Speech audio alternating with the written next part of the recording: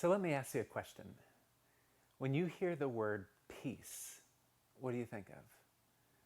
I know I often think of, if I can just turn the noise in my life down a little bit, I'll be at peace.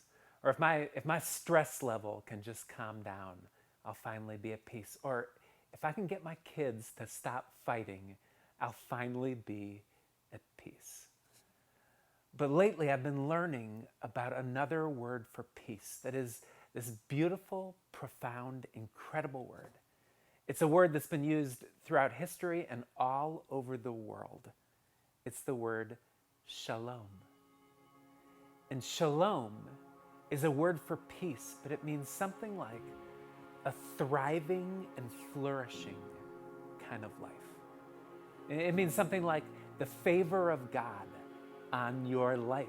It means, here's my favorite definition, wholeness in spirit, mind, and body. Shalom isn't just the absence of something, but it is the presence of something. A couple thousand years ago, the city of Jerusalem was in chaos.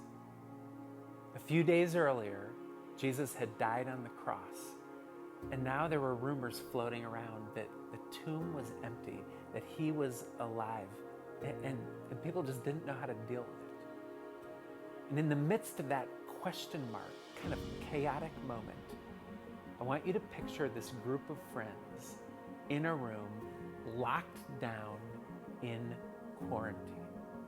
On the evening of that day, the first day of the week, the doors being locked where the disciples were for fear of the Jews, Jesus came and stood among them and said to them, "Peace be with you." This group of friends were in fear. What were they afraid of? They were afraid of, hey, a bunch of people killed our friend. Maybe they're going to come and kill us. They were afraid, thinking, we've lost our jobs. We don't know the future. There are all kinds of unknowns and question marks. It's pretty similar to our culture right now.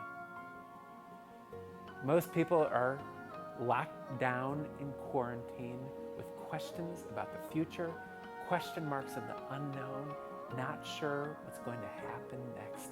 And in the middle of that moment, back then, if they were afraid, suddenly their fear level was about to go through the roof.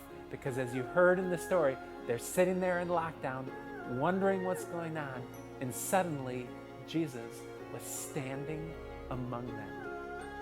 He was saying, there is a type of shalom that I want you to experience, even in the midst of this fearful moment. There is a thriving flourishing that you can experience now. There's a favor of God on your life that you can experience now. We are living in a world that is desperate for shalom. And the mission of the YMCA is that we would be the ambassadors of shalom to our communities all over the world. Take it from a story 2,000 years ago on Easter weekend. In the midst of a lockdown moment, you cannot lock down shalom. This Easter, may your lives be filled with shalom.